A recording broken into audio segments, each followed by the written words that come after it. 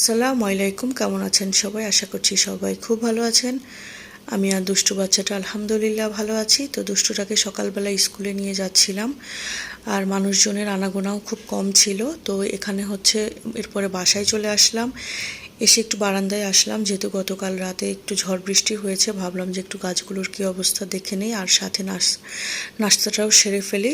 আজকে হচ্ছে বাকরখানি আর চা নিয়েছিলাম। তো মাঝে মাঝে এরকম আনকমন ইউনিক নাস্তা খেতে আমার খুবই ভালো লাগে। প্রতি সময় পরোটা বা হচ্ছে রুটি খেতে ভালো লাগে না। এরপরে হচ্ছে এখানে বট আমি বসিয়েছি। বটটা হচ্ছে 3-4 বার এভাবে পানি ফেলে দিয়ে আর এরকম করে আমি বয়েল করে নিই, যাতে হচ্ছে ময়লা কিছু থাকলে সেগুলো যাতে বের হয়ে যায়। তো ক্লিন হওয়ার পরে আমি হচ্ছে নামিয়ে রেখেছি। এরপরে দুষ্টুটাকে স্কুলে নিতে আসলাম। তো আসার পরেই দেখি হচ্ছে বৃষ্টি শুরু হয়ে গেছে। এরপরে আমি ওয়েট করছি রিক্সার জন্য। এরপরে এখানে হচ্ছে বাসায় এসে আবার রান্না ব্যস্ত হয়ে গেলাম। তো এখানে বট ভুনা করেছি। তো বটটাকে সাভাত মনে করে হচ্ছে এটাও একটা মাংস। এই মাংস এটাকে দেখে আমাকে বলছে, মাম্মা যেহেতু মাংস রান্না করছো, আমি কিন্তু আজকে আর ফিশ খাবো না।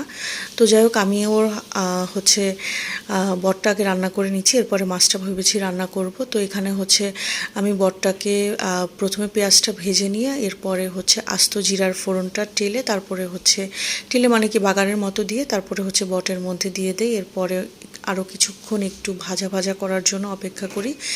এরপরে একদম পুরো ভাজা ভাজা কালারটা যেমন সুন্দর এসেছে, তারপরে হচ্ছে খেতেও খুবই মজাদার হয়েছে। এরপর একটা পার্সেল আসলো। তো এখানে হচ্ছে ভাইরাল ক্যান্ডেল অর্ডার করেছিলাম। তো এই ক্যান্ডেলটা খুবই সুন্দর, অন্ধকারেও আমি জ্বালিয়েছিলাম, দেখতে খুবই ভালো লাগে। এরপরে হচ্ছে এই যে স্পাইরাল এই ক্যান্ডেলগুলো, এগুলো হচ্ছে দুটো হচ্ছে মোমদানিও অর্ডার করেছিলাম এগুলোর জন্য। তো মোমদানিগুলো কিন্তু প্লাস্টিকের। তো এগুলো হচ্ছে 60 টাকা করে নিয়েছিল, আর স্পাইরাল ক্যান্ডেলগুলো নিয়েছিল 200 টাকা করে, আর ওই ক্যান্ডেলগুলো নিয়েছে 220 টাকা করে। তো এই পলিথিনগুলোকে কে ফুটান জানাবেন। আমি কিন্তু এখনও ফুটাই। ছোটোবেলায় খুবই আমার একটা মানে পছন্দের কাজ ছিল এগুলো ফুটানো। এরপরে হচ্ছে মাছটা রান্না করে নিচ্ছিলাম। তারপরে হচ্ছে ইনডোর প্ল্যান্টগুলো একটু একটু শুকিয়ে গেছে দেখলাম, তারপরে সেগুলো একটু পানিও দিলাম। এর মধ্যে আরেকটা পার্সেল এসেছে। তো সেদিন যে দুটো ল্যাম্প অর্ডার করেছিলাম, একটা আগে চলে এসেছে দুদিন আগে, আর এটা হচ্ছে দুদিন পরে আসলো। তো এটাকে সিলিংয়ে সেট করতে হবে। তো সেট করে দেখাবো যে কেমন হয়েছে। এরপরে হচ্ছে খাওয়া দাওয়া করলাম। খাওয়া দাওয়া করে দেখি যে খুব জোরে বৃষ্টি হচ্ছে। তো ভাবলাম যে কিছুক্ষণ বারান্দায় দাঁড়াই। আর এই যে বৃষ্টির পানিগুলো যে গাছে তারপরে ফুলে পড়ে না, এগুলো দেখতে কেমন জানি চোখে শান্তি লাগে। আর এই যে সবুজ মনে হয় আরও সবুজ হয়ে যায় বৃষ্টির পানি পড়লে, দেখতে কী যে ভালো লাগে।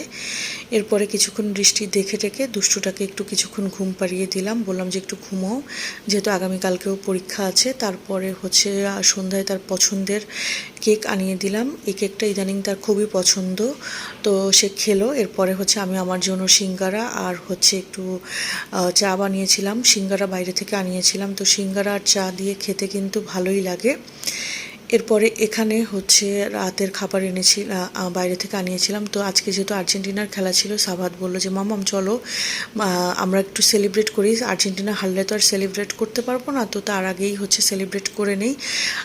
তো যাই হোক, সে বললো, আর হচ্ছে তাকে তার পছন্দের আইটেম আনিয়ে দিলাম। আর এই যে খেলা দেখতে বসেছি, সে কিন্তু ভোর 5টা পর্যন্ত জেগেছিল। যদিও তার আগামীকালকে পরীক্ষা, কিন্তু তারপরেও সে আর্জেন্টিনার ফ্যান বলে সে হচ্ছে তার খেলাটা মিস করলো না।